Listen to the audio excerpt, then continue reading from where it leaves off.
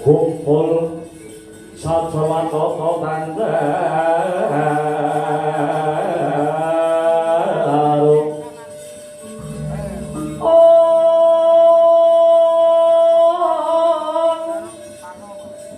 Dani Roma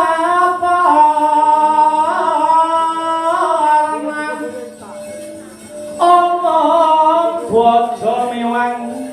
bendengu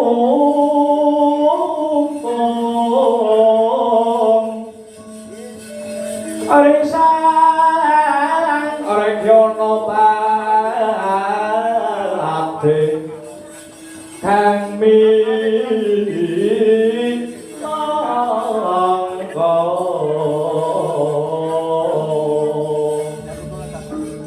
tutuk ing prawadya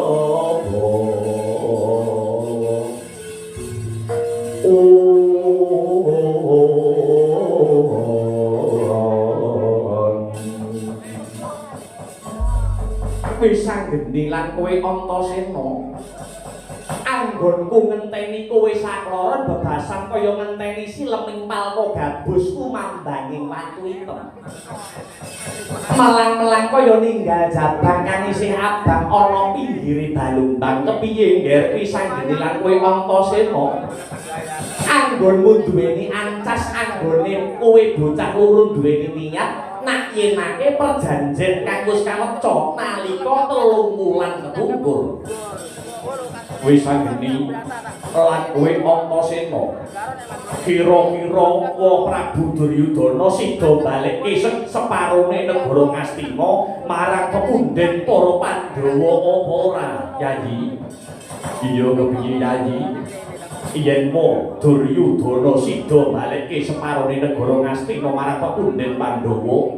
tegese ora rugi anggone para putra-putra Pandhawa mangas Rama utawa cumandha mapan ana ing Tegal Kurusetra kene Kakuhanana ya padhe Anoman kasembadan Wisang gendhi lan Kakang Antasena sowan mapan ana ing pendhapa negara Ngastina lan aku uga wis nak-yenake janji kang wis kawedar nalika kepungkur nanging bola bali para Kurawa ora kena ginawe becik wegah nampa wewarah sampai pitutur becik endo karo piwulang utama tur dasare sajake iki negara Ngastina lan para Kurawa wis tata-tata wae musik sing dikarepne Wisang gendhi para Kurawa utawa negara Ngastina wis tata-tata kepiye ngene Pakde Anoman Kurawa wis duwe jago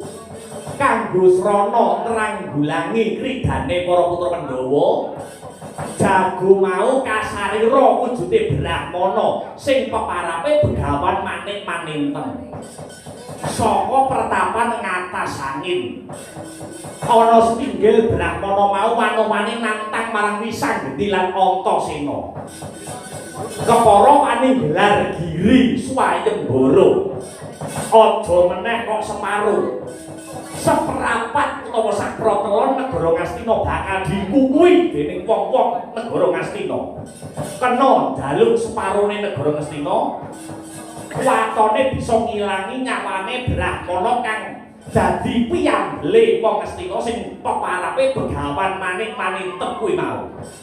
Weh lah yen ngono tegese wong Ngastina cekak cukupe ngejak geger. Pancen kaya mengkono Pakde. Ya, yen pancen mangkono mula ayo. Lehmu dandan aja dikendhoni malah kepara dikencengi. Walian rasamu nganggo tekad sinatriya ayo enggak dipapakne enggak ditemoni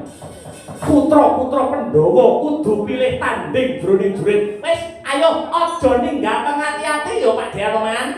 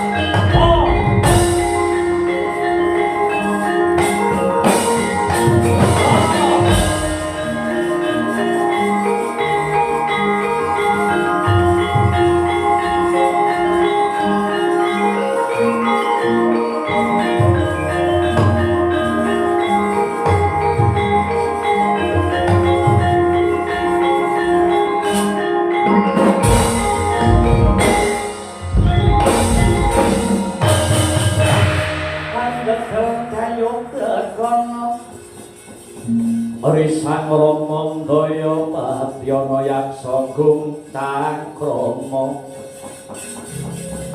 namane wel katak sini jejaki jroning marit oh badhok ulam tanpa tuwuh minna daladri mila gugu saben ari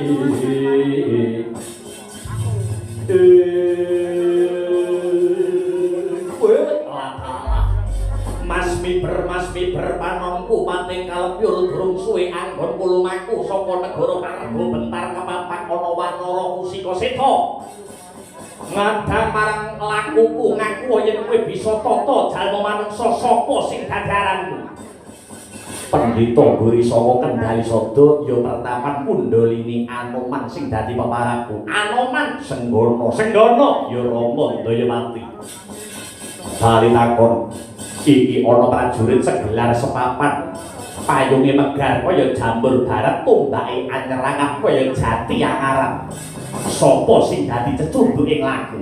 kekesete ratu gustiku Prabu Dewa Kumbara pangkatku tumenggung jenengku tumenggung Salokat Katut Barat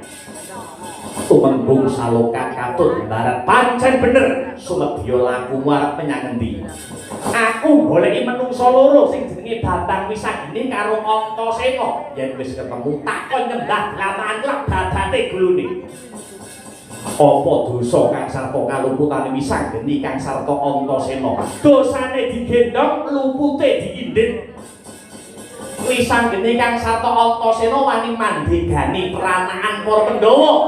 kang bakal njaluk baline kamukten negara Ngastina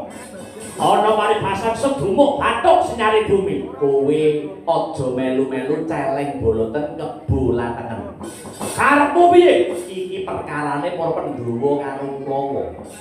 kowe wong jaban rangkah kowe wong tanah sabrang ora usah melu-melu urusan negara Ngastina mbok ora idep negara Arga Bentar lawan negara Ngastina wis kelakon pidat jempol gedhek atuk nebu sauyun ngerti nebu sauyun ora? Ora tau ngetop ning mesti. Aku ora kemelasik koyo. Ayo. Sumikira ndi Wisageni kang sarta Antasena? Kon ngadepi Tumenggung Salokat Katut Barat ora usah golek sing ora ana Anoman kang saguh ngadepi dedampuranmu. Wani karo aku entek wedine karo anine bagus.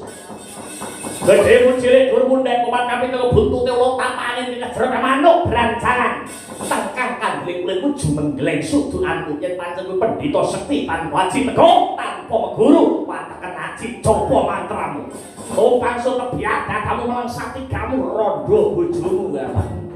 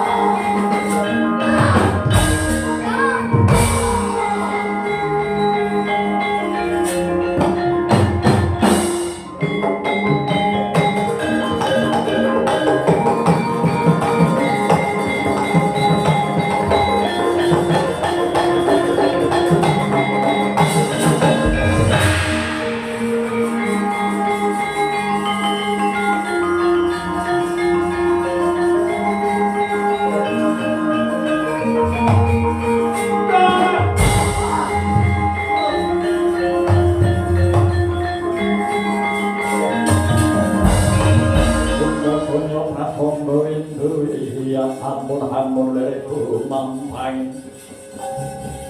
Ampun leri kumampang Malapik mancur Tiare peranaan Pandhawa ora kena sinangga gampang jebule padha duweni kasekten sing linuwih Rama Panembahan Begawan manik-manik ten kula nyuwun pengayoman Rama Panembahan